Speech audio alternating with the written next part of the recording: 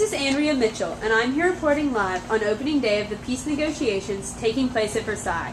Interestingly, today, January 18th, is the anniversary of that day in 1871 when the German Empire was proclaimed by Bismarck right here at Versailles.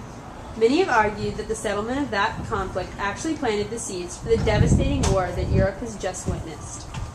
I'm standing just outside the meeting hall and I'm hoping to talk with some of the delegates as they make their way into the building. I see President Woodrow Wilson making his way toward me.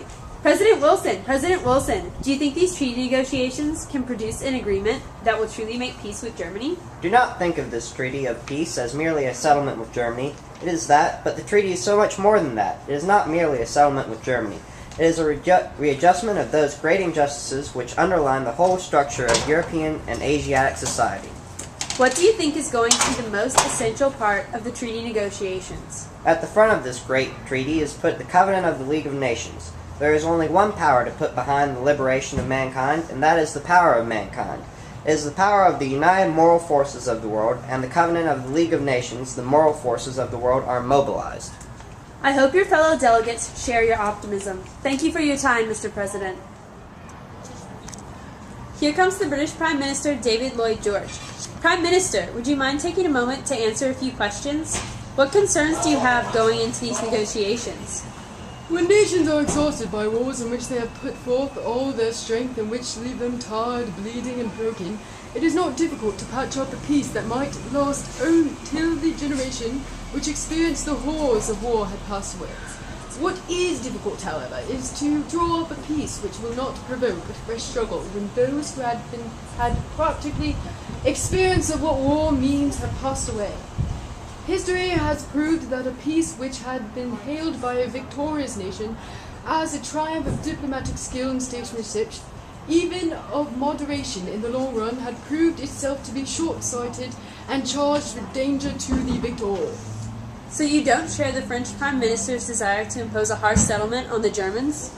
You may strip Germany of her colonies, reduce her armaments to a mere police force, and her navy to that of a fifth-rate power. All the same, she feels she has been unjustly treated in the peace of 1919. She will find means of exacting retribution on her conquerors. I would therefore put it in the forefront of the peace that once she accepts our terms, we will do everything possible to enable the German people to get up their legs again. We cannot both cripple her and expect her to pay. Thank you for your time, Prime Minister George. Clearly, these delegates to these negotiations have very different ideas about how this peace treaty should take shape. This is surely a situation that bears watching. Back to you, Brian. Oh look, I see the French delegate approaching the hall. Prime Minister Clemenceau, may I have a moment of your time?